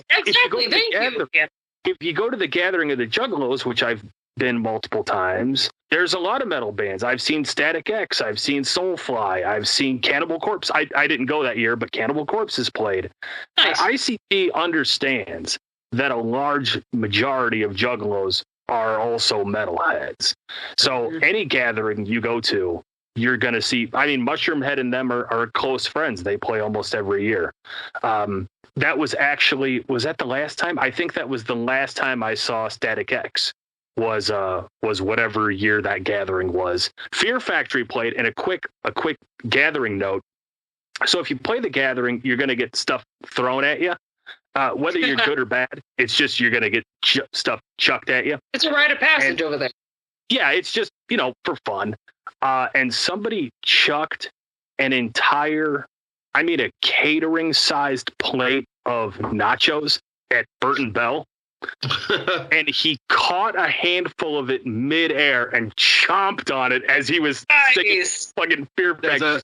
And the crowd went nuts because he didn't start. Yeah, go ahead. There's a video of a guy, I don't know what band it was, but it was at one of the festivals. I think it might have been a Tech Fest or a Bloodstock or one of the UK festivals a couple of years ago. And he was stood on the crowd, sort of half crowd surfing, and some guy threw a pint glass from the back of the crowd with beer in it, and he just went like that and caught this fucking pint, just necked it and carried on. It was like, dude, that was going straight for your fucking head. He wasn't giving you a beer. Right, you guys trying to injure you. And most part of the gathering, people are just, chucking 2 liters and shit like that. I mean, there's fireworks going off during people's sets, but unless you're really being a dick about it, nobody's trying to injure you. No, being a dick is what happened a few years ago at Download or one of them. My mates were there, and I can't remember who it was. I think Tez was there. They were throwing bottles of piss. They were throwing piss in a bottle, putting the lid on so it stayed full and heavy. Yeah. And then just launching hundreds of bottles of piss at this band, and they walked off. They were like, no, we're not having this. That's what metal is like when they're like, nah, fuck off, mate. We're putting the lid on and we're throwing heavy shit.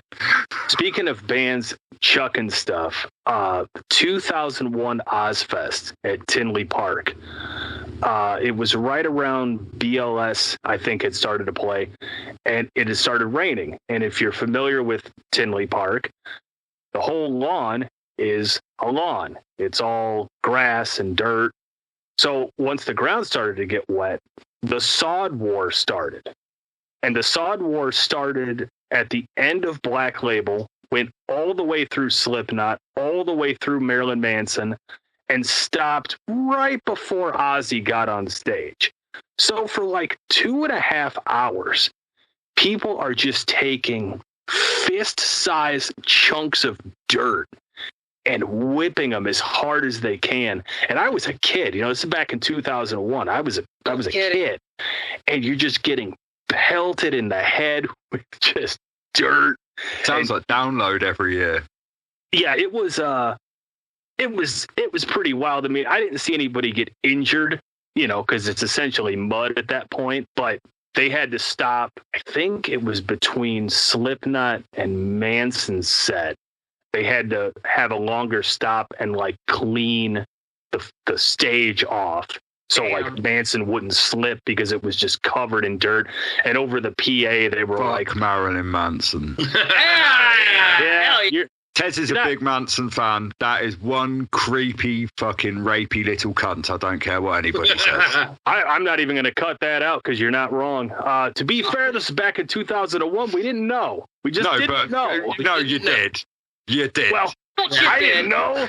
I was saying it to Tez back then, and he was going, yeah, but he's cool. I'm like, no, he is one. Anybody who does that as their, like, I get the whole horror thing. That's not an issue.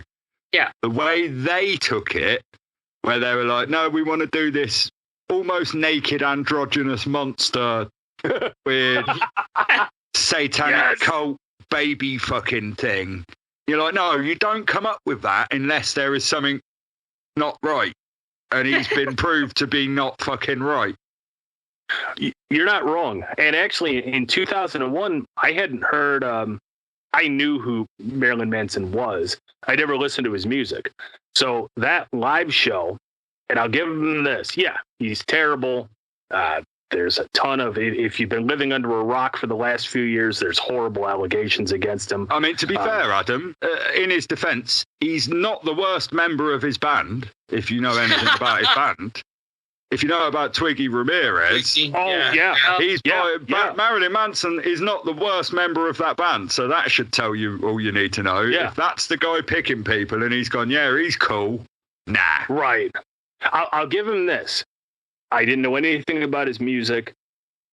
That is one of this again, back in 2001, that's one of the craziest live shows I've ever seen in my life. He said it was a mental show. He loved it. It was, and again, I didn't know any of the words to any of the songs because I was just waiting for Sabbath. You know, Slipknot had just gotten off stage, who I was mainly there for. It's back in 2001, so this was pre-Iowa. So they was basically all self-titled, and then they played one or two Iowa tracks. So it was like the perfect time to see Slipknot. That's what they're doing right now, Adam. Right. Yeah, they're touring on that. True, they are. And can I just say, it's so good to hear Slipknot sound like Slipknot again with Eloy on drums. They are so much wilder. So much wilder and so much more powerful. Like, Jay's a great session drummer, but he's got nothing identifiable about his playing, and he was too precise, and he was too cymbal heavy. That's what everybody keeps saying since the Soulfly guy has jumped on. Everybody's kind of said how... I was a fucking animal. It's almost sloppy in a good way. Yeah, which is what they're meant to be. Exactly, yes. Yes, and Mark, you're a drummer. I mean, what's your opinion on the last two Slipknot drummers? So for me, I'm a little bit of a snob, I should say. I like Jay's playing because of the technicality of it. I love his playing. My favorite drummer is Alex Rudinger. From the Faceless. Okay. I think he's the fucking most technical. He's worked with like Good Tiger. Like I said, he was with the Faceless. He's helped so many bands. He actually posted on Instagram. He's looking Evan for a Brewer band. was my bass hero for years, and he was in the Faceless for a while. Yeah. But one of my... know the guy who's in a band with him now, actually. Well, so Keen can't keep off of heroin, and he just fucking loses members, and they're all just like, dude, fuck you. He's lost so many good musicians. Yeah, I know he has, yeah. Oh, he's talented to his own right. Like, he's a fucking genius, but dude just can't kick heroin, and everyone's like, fuck you, man. Yeah. From what I know of them, because, like, that's more my area of metal. Not that extreme an end of it, but that area of more the modern fucking tech, modern prog metal stuff, genty stuff and all of that. I knew a bit about the Faceless, and from what I could tell, he's unfortunately the sort of leader and creative sort of leader of that band. And unfortunately, as you've just said, he doesn't necessarily always make the right choices. He doesn't play well with others. And I think that's some... Oh, go ahead. I was going to say, but where I was kind of going with this is I have that aspect of I like the technicality, but I'll bring it back because I'm a huge Sepultura fan, loved Igor Cavalera growing up, like huge inspiration for me. So to hear that now the ex-drummer from Sepultura is now playing for Slipknot is really kind of cool because there's a little circle. So if I'm not mistaken, it's Suicidal Tendencies, Sepultura, and Slipknot all rotated drummers. Yep. Yes. Yes, that's correct. Yep. Yeah, it's a very strange situation. I mean, I couldn't believe it when what's his name, Grayson the Krugman, or however you pronounce his surname, when he got picked up. He's legit too. Yeah, he's an incredible drummer, but when he got picked up by Suicidal, or no, who was he at first? I can't remember because he moved, didn't he? But yeah, because he was at. I think Grayson played for Sepultura before Eloy played. I think I'm not. Okay. Because I know, like when he got picked up by Suicidal Tendencies, I was like, that's a strange choice. And then I saw him play, and I was like, oh, okay, he can do that too. Because obviously you're a drummer, you know, you can be an incredibly good jazz drummer and not know how to hit the drums for metal or hardcore, or it's a different technical feel. And like, I was like, oh, I'm not sure he'd necessarily fit with. And then I saw him play, and I was like, oh shit. And then, like you say, he's now. It's like, okay, he really is super. He knows his metal shit as well as his technical shit. Yeah, and the thing for me to kind of touch back onto what Eloy I think is going to bring to Slipknot is like he's going to bring a lot of power. Like if you've ever seen him play, like I'm just sitting there like, how the fuck do your cymbals withstand that? He's Heavy got hit. like, he's very raw and he's got a lot of power. So I'm curious how that's going to translate live, especially because like you were saying, Slipknot is kind of sounding like Slipknot again. They're going back more metal, more heavy, more aggressive. So for me, I think it's a match made in heaven because of how much, you know, like that power I think he's going to bring to live and that just aggression. And I'm just like, I hope his drums hold up. I don't know if they will. Did you see, because I don't know whether you know much about the story of it, but he did some covers a few years ago. He did Heretic. And he also did People Equal Shit. He did. Oh, okay. And this, I think it was after they took Jay on, or it was around when they were taking Jay on. And he put all these videos on YouTube of him covering Slipknot songs. And even then, people were like, no, dude, you should be drumming in Slipknot. Just like, I watched one of them the other day. It's him in a room that's about 4 feet by 4 feet with the drum kit just pointing at a wall on this tiny kit, playing People Equal Shit. And I sat there, I was like, fuck, it sounds like the room's going to explode. Like, and he's just staring at a wall like that. And you're like, yeah, you're the right guy. You're what Joey was, wild. Exactly. That's what I was going to tie it into. I think with Joey, he's less power, but more speed. And Eloy's more power, kind of less speed, but they're very similar. I think they both bring like a raw element to it. And so for me, that's what I'm excited. But I have to chime in and say, though, that I loved Jay. Like, I think he's so good. But I just think that he wasn't the right fit. No. That's what I think. It wasn't his technical ability. Dude can play whatever he wants. I mean, you know, it's in his blood. Max is his dad, you know. For me, what it was when you hear him play. I can't speak outside of Slipknot because I don't know much of him playing outside of Slipknot. But my issue with him, and I upset a lot of people online when I said this, my issue with him playing with Slipknot wasn't that he wasn't good. He could play exactly what Joey played, and he could nail it every time. But you never heard anything and went, "That's Jay Weinberg." Whereas the minute you heard Joey Jordison, you went, "That's Joey Jordison." And the minute you hear Eloy hit a drum kit, you go, "Fuck it, that's the guy from Sepultura." Like the power of it and the tribals, like he's got a way of playing that you hear. And Jay, for me, is a perfect session musician who can go in and you can go, I need this and I need it perfect, and he will nail it. That's the guy you hire when your drummer left the band and you got 2 weeks to tour. Exactly. That's who you hire. He's a better, technically he's a better drummer, but it doesn't sound as identifiable. Like he's a photocopier, and I don't like photocopiers. I hear that. All right, we've talked about Slipknot enough. It's an underground metal show. We're talking about the biggest metal band in the fucking world. Ian, go ahead and introduce our next band. Okay, right. So this is a band from Leicester in the UK, which is I'll probably upset. Hold on, let me think. Leicester. Leicester. It is a city. I didn't want to upset the people of Leicester by calling it a town. That's a thing in this country. You're a town or you're a city. Right. So they are from Leicester, which is a city in the UK. They describe themselves as doom, psych, sludge, and that's the only way I could describe them. Really. This is Nagasaki Birth Defect.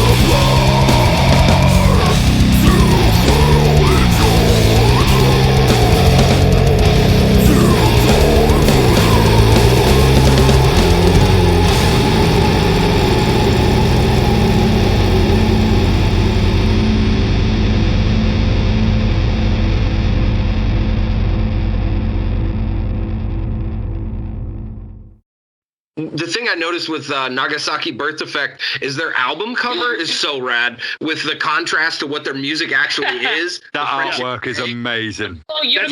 Ian got me in.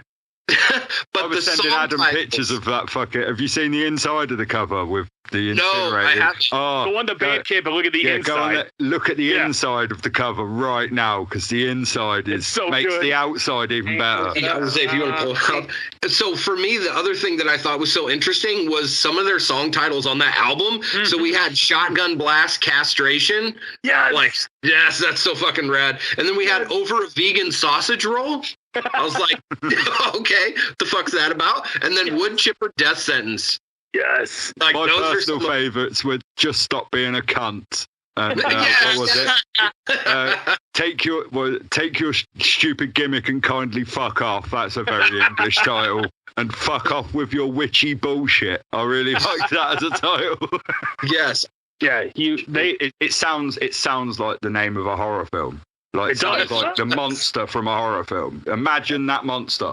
And I think they describe themselves really well. It's very doomy. I'll always give props to bands that I call them crockpot bands. It's slow and low. Well, their new album came out, was it April? So a couple of months ago now. That's predominantly gore grind, actually. So it's the exact opposite end of that spectrum. It's minute and a half. And that track really stood out for me because that's got, like I was saying to you, I'm drawn to groove as opposed to... Well, and that song is different than... definitely different. Pretty much the rest of the album, though. I mean, the rest of the album, like you said, it's a lot of gore grind. It's quick, but then this particular song... I should do more of that. Yeah, I agree. I'd like to hear a whole album where they just kind of went off of that song. Like you just said, majority of their stuff is gore grind. It's quick. It's a minute. But this song, they kind of went out of their regular wheelhouse. Some drop G shit, baby. Yeah. Foreboding. Just feel that. Just there's imminent doom. Yeah, exactly. Coming to get you. I don't know what monster that is, but Jesus Christ. This is the one that I said it sounds like the Blob's mum giving birth to the Blob. That's what it sounds like. Yes. And I wrote in my notes, I've never thought it'd be good to sound like a swamp bubble until today. The 1960s Blob giving birth to the 1980s one so it can run. Yes. Yes. I want to go back to metal, to horror really quick. I haven't heard much about this. I'm assuming you guys know more than I do. I saw a poster for it, but everything's fake with AI now, so I don't know. Yeah. Is Rob Zombie redoing Nightmare on Elm Street? No, it's fake news, thank man. God. Yeah. Thank God. Is there something new with Nightmare on Elm Street? As of right now, no. There's not like a show called Freddy. No, but there's a Freddy. All of that. All that's bullshit. Yeah. All that Freddy TV series is bullshit. There's even now a trailer with Millie Bobby Brown from Stranger Things. Yeah. Bullshit. It's all bullshit. It's all fake. Because Rob Zombie's, correct me if I'm wrong, he's done. Usually pretty selective with what he actually gets involved with. He's technically announced that he's done. He's not making any more. Oh, yeah. good. I remember reading a thing saying after his next one he was thinking about calling it quit. Nothing against the two movies that I liked, fine, but everything else. But yeah, because 31 was such a great flick. I wish people could see your face while you say that. Yeah, 31 was so cool. The eye roll is real, people. God, man. Now, don't get me wrong. House of a Thousand Corpses and Devil's Rejects are great films. Why you had to go and make a third, I'll never understand. Why didn't you just let Freebird play? No, I get that. But why didn't you just let Freebird play and they all got shot up and the movie ended? Right. Yep. It was such a phenomenal ending. It was. It was such a good ending. And then, there's somehow... Show me somebody. Because in that film... It's supposed to be loosely based in reality. Somebody gets their arm hacked off. It doesn't grow back. There's not aliens. Right. Yeah. So show me how these 5 hillbillies, or whoever was in the car. You've already answered the question. Hillbilly superpowers. It was the 3. Free the 3. It was the 3 of them. The 3 got shot, I don't know, 65 times. Explain to me how, they're fine. They're Stormtroopers. Yeah. Terrible. But see, the Stormtrooper analogy doesn't even fit because they slow motion while, armor's freezing. You see the bullets ripping into their chests. Yeah. I mean, Spaulding took 5 chest shots alone. Okay, I'll explain it, Adam. It's bullshit. That's how you Speaking of Spaulding, I know you guys are big horror movie guys. Did you ever have the honor of meeting Sid Haig? I personally did not. I did not either. No, I didn't even see him because I stay locally and I don't think he's from around this area. I don't think he came up this way much really at all. You and Bill Moseley though. Oh, hell yeah. No. Bill, I'm a huge Bill Moseley. Chop Top is the greatest fucking character ever created in all of the movie industry. Fuck you. Suck my asshole if you don't agree. Like, no, he's just by far like the best character. Got to meet him. Totally like, I'm low key. I don't get freaked out. I've met many of famous people. I used to work in a bar in Austin. So there's famous people coming in all the fucking time. I geeked out hardcore on Bill Moseley. Like, I didn't even know what to say to like just meet him, and he's signing like an 8x10, and he's like, what's your favorite line from a movie? So Texas 2 is my shit. I have like literally every line I could tell you up and down, and he's like, what's my favorite line? And I'm like, oh my God, I didn't know you were even gonna ask me anything. Like, I thought you were just gonna be like, hey, nice to meet you, sign your shit, move along. Yeah. And I'm like, the only line I can think of, you don't even say. And I told him to have him sign it, say, sure burnt my beans bad on that one. It's one of my favorite lines because the cook gets his asshole buzzed open with a buzzsaw, and then he looks back there and goes, oh man, sure burnt my beans bad on that one. Yeah.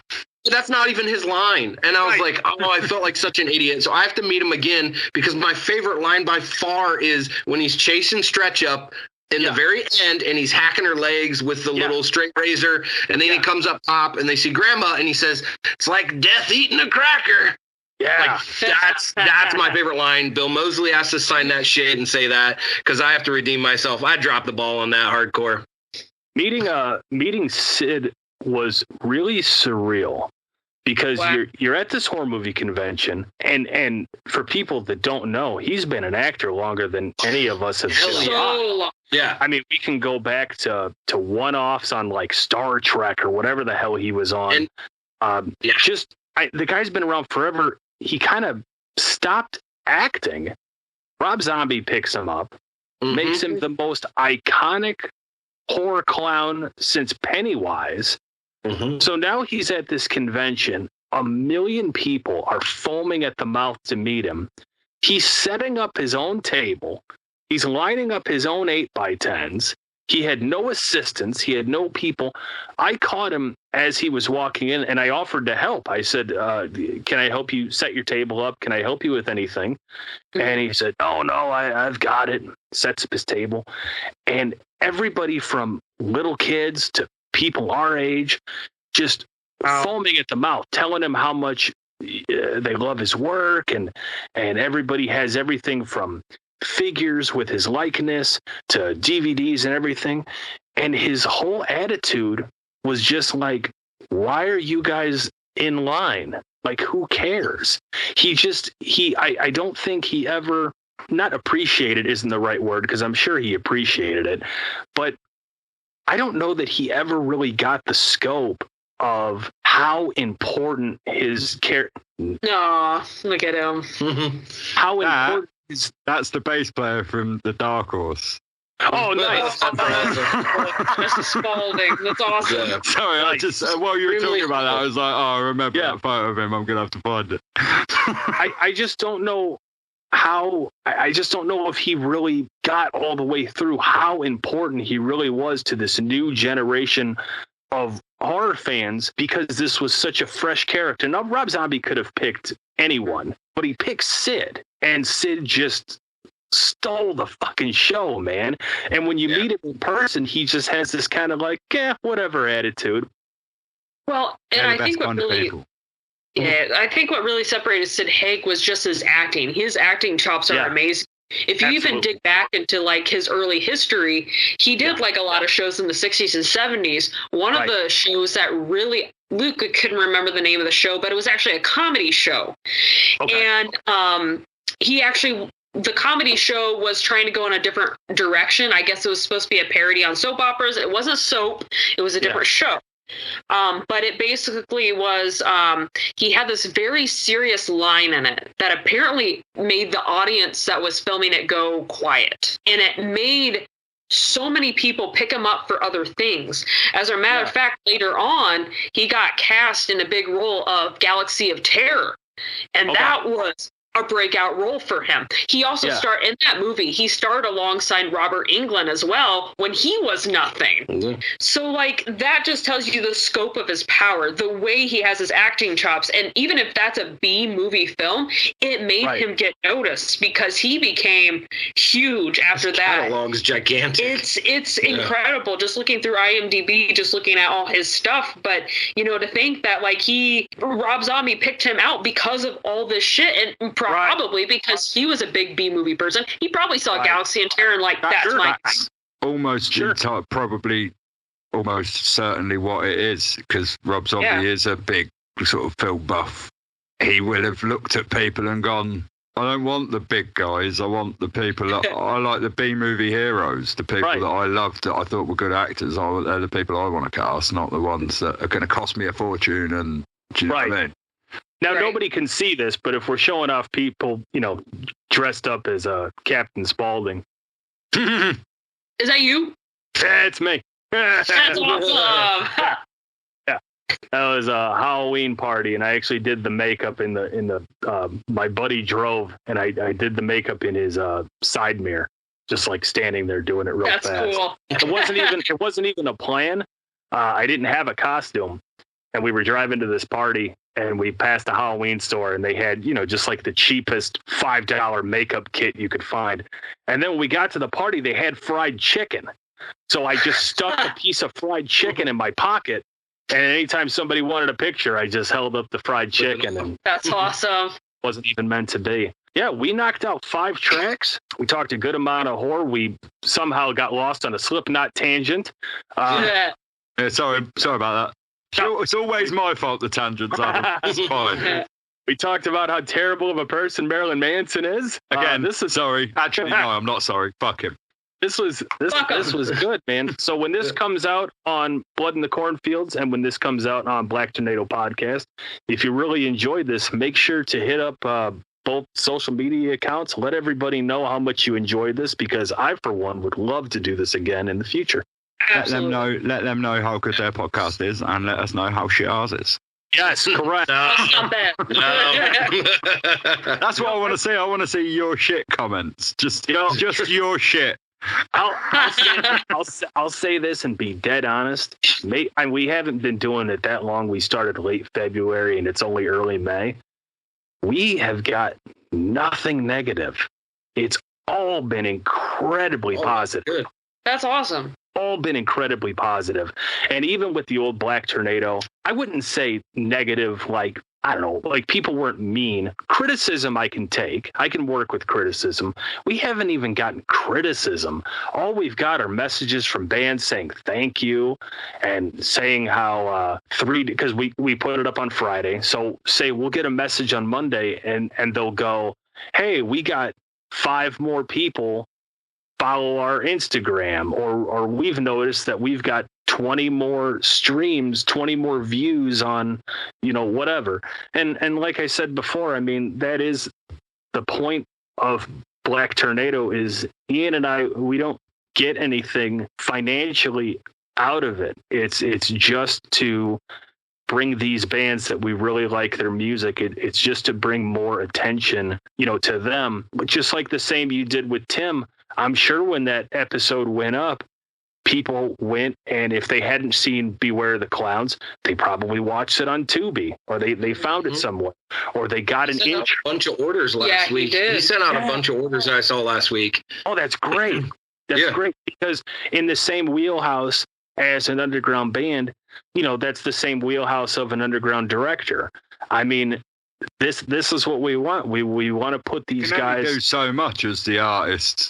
Right. Yeah. The thing. You can only do so much to put it out there. You can communicate with it and hope that somebody's going to take it. But after that, you need the audience to do a bit of fucking work as well. Well, you need your cheerleaders. And I think that's what both of our shows are in terms of putting these bands front and center, putting the directors, putting the movies front and center. I mean, we are the cheerleaders for the the directors, writers, and bands that we all love so much. Because we love them so much, we can't help but push them front and center and make you listen to them. Yeah, absolutely. Yeah, because you normally do the bit at the end, and I don't want you to forget that and go, fuck, I forgot to say bye at the end. It's very true, because we've made that mistake before. All right, everybody, I hope you've enjoyed the first episode of Tornado in the Cornfields, which, if you haven't been paying attention for the last 2 hours, is that's a collaboration between Black Tornado Podcast and Blood in the Cornfields. We hope you really enjoyed it, and please, if you did enjoy it and you want to hear more, please fire up your phone, fire up your laptop, get on the social media. Put those fingers to good use. Put those fingers to good use. Crack your knuckles real fast. Put those fingers to the second best use, let's be honest. There's 3 emojis, man. There's only 3 emojis you got to know. The little blood, the little corn, and the little tornado. Fire them up, man.